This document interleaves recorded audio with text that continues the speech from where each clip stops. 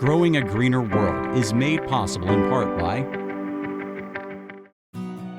the 2019 Subaru Crosstrek. Built in a zero landfill plant, so you can roam the earth with a lighter footprint. Subaru, proud sponsor of Growing a Greener World.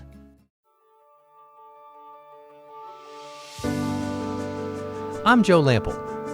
When I created Growing a Greener World, I had one goal: to tell stories of everyday people, innovators, entrepreneurs, forward-thinking leaders who are all, in ways both big and small, dedicated to organic gardening and farming, lightening our footprint, conserving vital resources, protecting natural habitats, making a tangible difference for us all. They're real, they're passionate, they're all around us. They're the game changers who are literally growing a greener world and inspiring the rest of us to do the same. Growing a Greener World, it's more than a movement, it's our mission.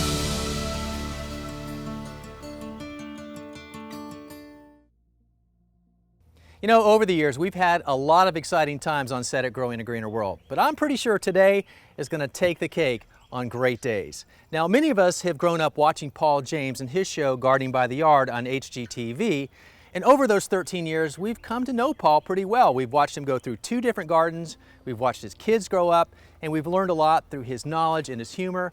And he's kind of like that gardener next door everybody wishes they had as a neighbor that they could just talk to over the fence. Well, over that time, Paul and I have become friends. And I've always thought how cool it would be for Paul to come to my garden to see it and just talk gardening. So you know what? Today is that day. Paul is right here, and I haven't let him in the garden yet because I want him to see it for the first time as you see it, and we take this in together. Does that sound good for you? I'm so excited. Permission to come aboard. Permission granted. All Please right. come on in. This is an exciting moment for me. For me, it's very exciting.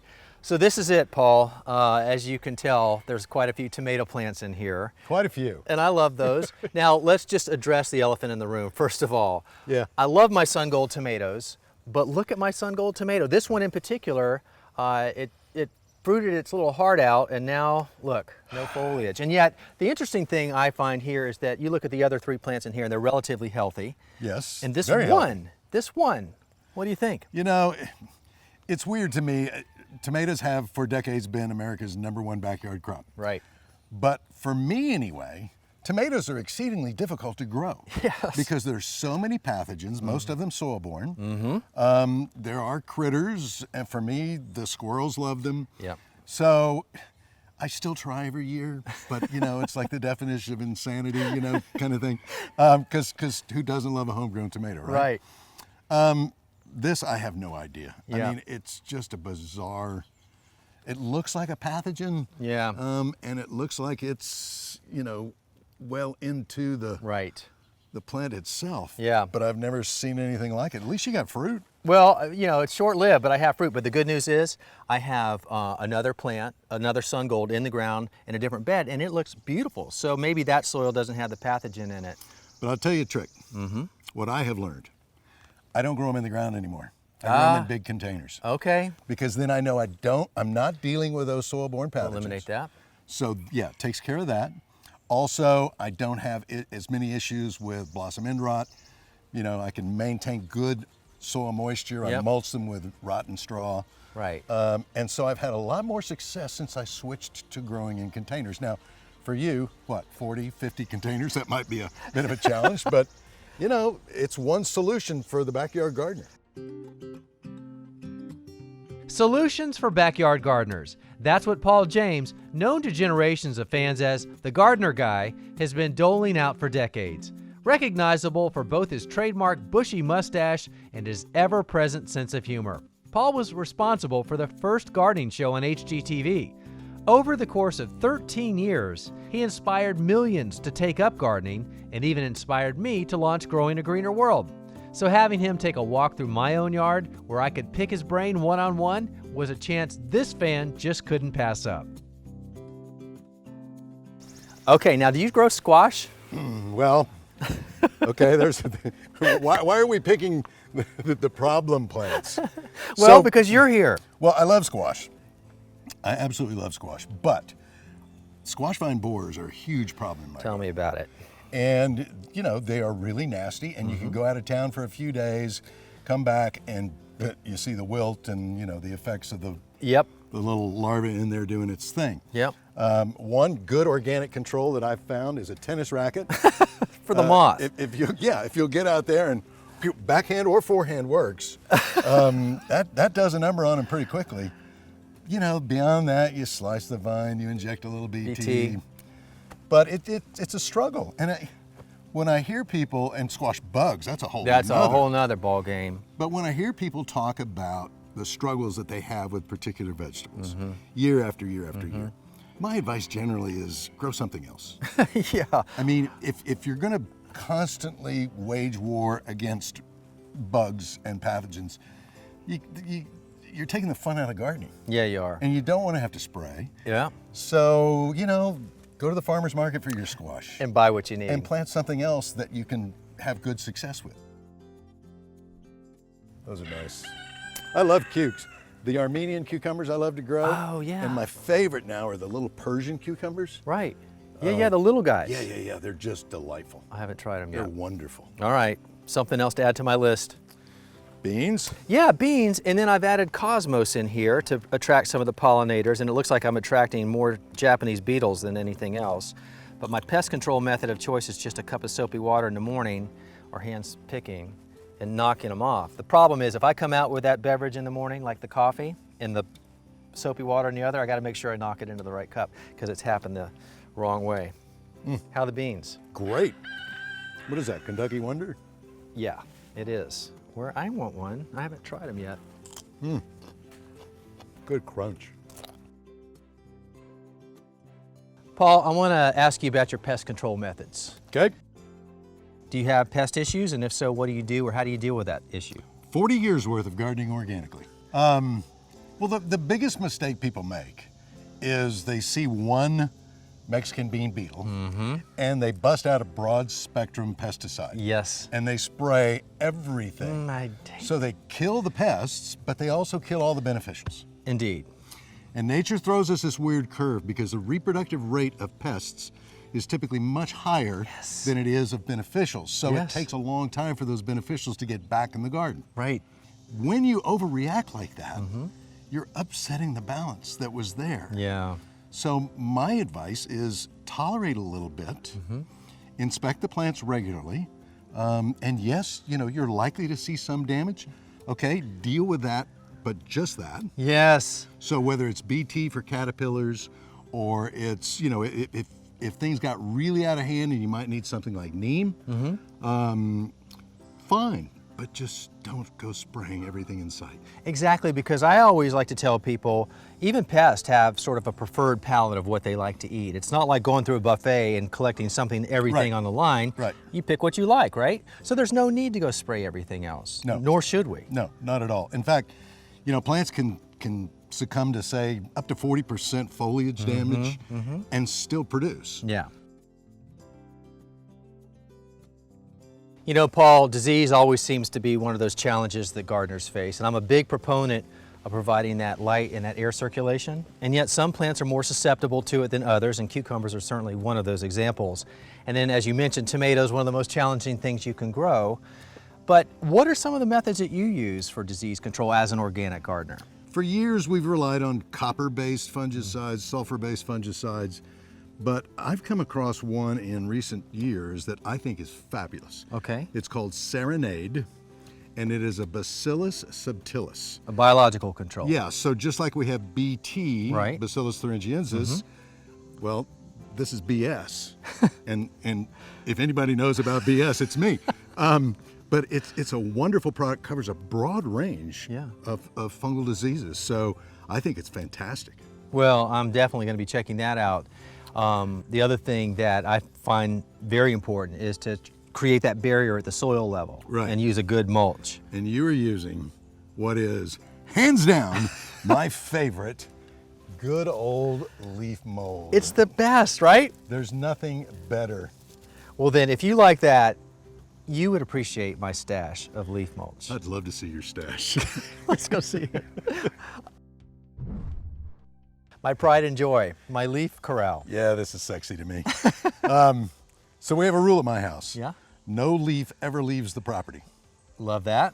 Every kind of leaf, thick, leathery magnolia leaves, oak leaves, sweet gum, and sweet gum balls as well. Oh, wow. So I have a gizmo that shreds them. Then I pile them up, I let them rot a little bit, and then use them as top dressing everywhere. Not just in the vegetable garden, ornamental beds, everywhere. So maybe grind them down in the fall and use them in the spring? Exactly. Well, I try to do that too, and I do a pretty good job, but sometimes it's the whole leaves. It may take another season before I can use them, but better to have them. This is how nature fertilizes itself, right? Exactly. Another lesson from Mother Nature for sure.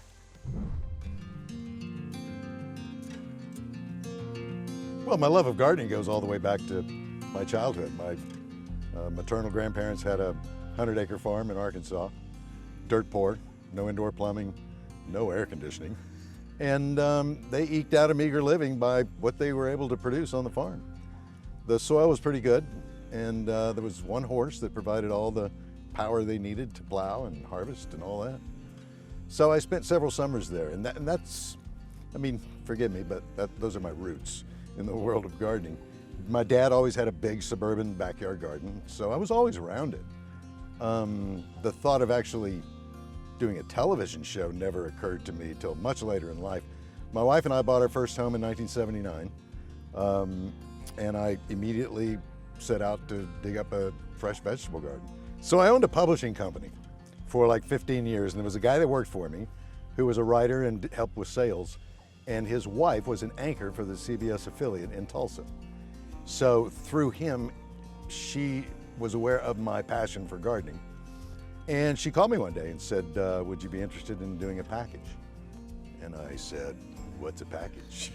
I had no idea what that meant. And it meant, you know, a little 2.5-minute segment on the news. So I started doing it locally, never scripted. And then they asked for one for the noon show, then they asked for one for the 5, and it snowballed. And then I read an article about Scripps Howard launching this gardening channel. And I thought, well, wait a minute, if it plays well locally, then why wouldn't it play well nationally? So I called them and I said, would you be interested in talking to me? And they said, well, if you'll fly out on your nickel, yeah, we'll give you a meeting. So I flew out, we had the meeting, it was great. There were 6 employees at the time. And, you know, I figured it was gonna be one of those don't call us, we'll call you meetings. And I'm sitting right there and they said, we'll take 26 episodes. So I'm flying back home. I have no idea what I'm going to do next. I mean, I'd never done anything more than 2.5 minutes, and I certainly hadn't been involved as a producer in the show and all that. So I started making phone calls. I mean, I had to do a half-hour show, 26 of them. You know, to this day, I have so many unforgettable memories of doing the show. It was a blast. I was always a crew guy. And so one of the most gratifying things for me was having an opportunity to work with such professional people who work so hard and such long hours. You know, I mean, talent gets to go inside in the air conditioning and between shots.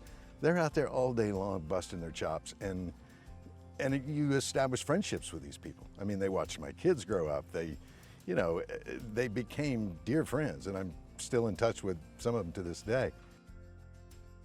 For 13 seasons, Paul was a staple of the network. And then one day, the show was suddenly over. The show came to an end.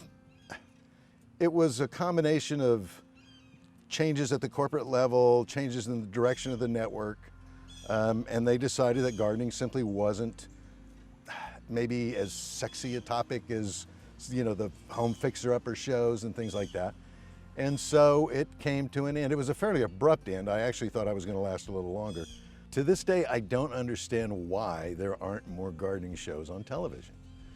You know, it's still an industry where collectively people spend like $40 billion a year. And there was a point in time where networks all wanted to skew younger. Okay, well, I'm not getting any younger. So I didn't fit that. And then there was a point where they were like, well, we need to attract more male viewers. And I'm like, well, how do I do that? Use more power tools? You know, how do you do that? At some point I did sort of reach a point where I thought maybe I've said all there is to say. So the gardening guy started spending more time doing other things.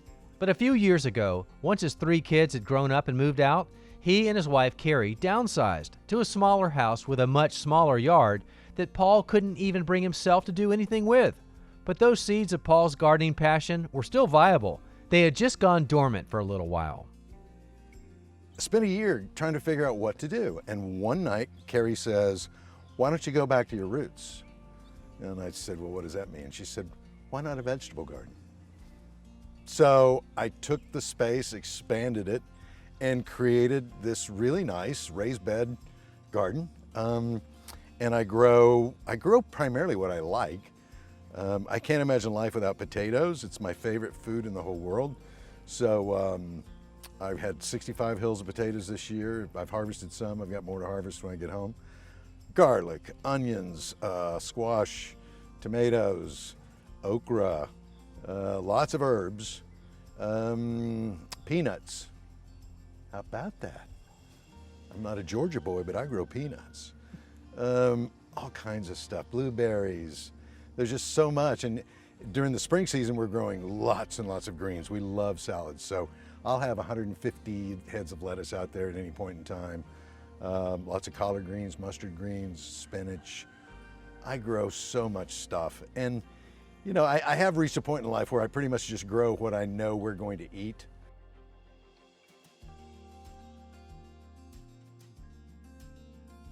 It's a radical departure from what I had before because it's much smaller. We left the big house. But it's kind of nice in the sense that, as you well know, when you have an acreage, you can spend a solid 8-hour day working. Then you turn around at the end of the day and go, well, what did I get done? Yeah. Because it's so overwhelming. Yeah. So now I've got probably a 1/3 acre, I don't really know. But if I spend 8 hours, and these days only 6 is pretty much my limit, then I can turn around and I can, you know, see the results of my labor. Nice. And so that's really cool. But it's a mix. I mean, I'm a conifer geek, so I have a lot of conifers, some rare and unusual stuff, and a lot of vegetables. I grow a lot of vegetables still. No surprise. Yeah, I mean, it's so awesome. I mean, you know my love of potatoes. Yeah. So to me, to go out at 4 in the afternoon and dig up a couple of hills of taters and go inside and steam them and drench them with butter and chives, and you get that earthy, Yeah. you know, store-bought potatoes, they're usually been in storage for a long time, and they don't have that earthy essence. Yeah. And so to me, that's, you know, it's still hugely gratifying. Yeah. You know, I mean, all these years, and I still, you know, there's just incredible joy of seeing this. Yeah. I was just talking to my wife before we started this piece, and I said, are the beans germinating? Have you seen any okra come up? Because she watered for me yesterday. Yeah. Yeah, I mean, that's so miraculous. Yeah, it is. Paul, you're an organic gardener, right? All my life, Yeah. yes. So tell me why that is. You know, my background's in chemistry. And I'll never forget one time I was in my lab, and at one end of the hall, this is at the university, at one end of the hall there were guys developing pesticides that they knew by virtue of the molecular structure, they knew that they were potential carcinogens. It was pretty clear. But at the other end were some biochemists who were developing cures for cancer, and it was like, this doesn't really make any sense. I don't, you know, it's nature's way, and I've taken so many walks and hikes, and you know, you observe how nature works, and so I replicate in the garden. Also, you know, when you have dogs and later in life had kids, and, you know, you don't want them hanging around in a chemical dumping ground. Right. But first and foremost, I suppose I do it because I know it works. Yeah, yeah. You don't need all those extra things, do you? No. Joe, I don't know if you planned on talking about turf today, but your lawn looks remarkably like mine. I don't know if I'll take that as a compliment or not. I think what you're telling me is I have a low maintenance lawn like yours, maybe? Yes, yes. Well, I don't water it. I feed it about twice a year with an organic fertilizer, and I cut it when it needs it. But I am not obsessed with killing out the weeds. In fact, I like the clover in here for all the obvious reasons. Yeah, I love clover. So I've got the bees, and I see the bees in here all the time, but I feel good about knowing that this whole environment, including the lawn, is just kind of a habitat for whatever wants to come here. Yeah, I think of mine as a pasture, not a lawn. And there's so much diversity. You know, I tolerate a good many weeds. Mm-hmm. I mean, there are certain mechanical approaches. You know, I cut high. Yeah. That tends to reduce the weed population Yeah. somewhat. I use a mulching mower. I rarely ever fertilize. I just use the mulching mower. But the clover's my favorite thing of all, and the bees, you know, seeing them hanging out, it's just, I love it. You were telling me about one of your neighbors who spends a lot of money putting it back into his grass to make it look pristine, and yet he seems to really gravitate towards your lawn. You know, he's got one of those picture-perfect, carefully coiffed lawns. Mm-hmm. And it's zoysia. Yep. And it looks great, but he loves my lawn. And what I figured out was that he likes my lawn because of the clover reminds him of his childhood when he used to hunt for four-leaf clovers, Yeah. and his sister would make bracelets out of the flowers. Yeah. So, and that got me to thinking about why a lot of people garden. They garden to live a memory. Yeah. It's a lot of why I garden. I'm living the memory of my grandfather's farm, my dad's backyard garden. You know, I mean, it's a powerful motivator.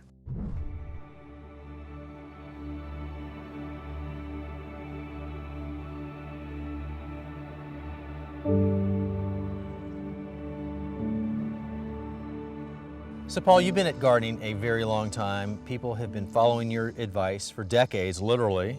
Thanks for rubbing that in. And you've been giving it. But what would you do to summarize it in one thing? What would you tell people if there was one way to wrap up some gardening advice from Paul James? Well, you know, I'm not really known for making profound statements, but it hit me one day. I encapsulated it this way. The most important time you can spend in the garden is the time spent not gardening. Okay? Yeah. So you don't have to be working the whole time you're out there. You don't have to be pruning. You don't have to be doing anything but observing all there is to take in. Do it in the morning. Do it in the heat of the day. Do it especially at night when things really change. And that puts you in touch with the garden in a way that, you know, actively gardening never will. So yeah, those are my words of wisdom. I am taking that to heart. And the challenge for me will be to actually get out there without thinking about gardening and just enjoy it. I mean, I enjoy it, but I'm a doer, but I love that advice. Good for you. Take you up on it. And let me tell you, this has been one of the great thrills of my career. To be out here in your garden, in your element, and to see what you've done. You know, you're not that much younger than me, but I'm proud of you, boy. It's a big honor for you to say that, you know, because I've been following you for a long time, and, you know, who would have known that someday you'd be in my garden right here. Yeah. It's been fun. I don't want to tell you what to do, but you should harvest a little earlier. That's like a weapon. I am well aware of that. I've been a little busy lately, if you haven't noticed. Okay, all right. All right. Well, I hope all of you have enjoyed watching this show as much as I've enjoyed spending time with Paul in my garden. But if you'd like to watch the show again or check out any of the links, they're on our website. The website address, that's the same as our show name. It's growingagreenerworld.com. I'm Joe Lample. And I'm Paul James, the gardener guy. And I'll see you back here next time on more Growing a Greener World. I mean, it might taste okay, but you're going to have to cook it a while. I can do that. Let's go do that. Yeah, let's eat. Looks good.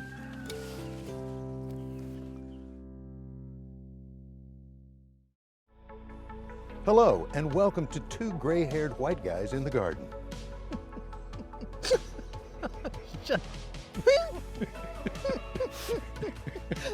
Thanks for that. I thought it was going to be, I'm Paul James, the gardener guy. Nope, two gray-haired white guys. You can put that in somewhere. All right, we'll do it.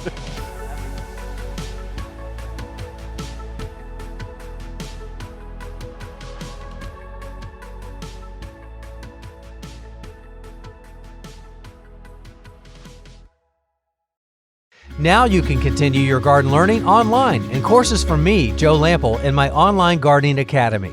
Classes are designed to teach gardeners of all levels, from the fundamentals to master skills. Explore the courses available right now, plus new topics covering everything you need to know to grow like a pro.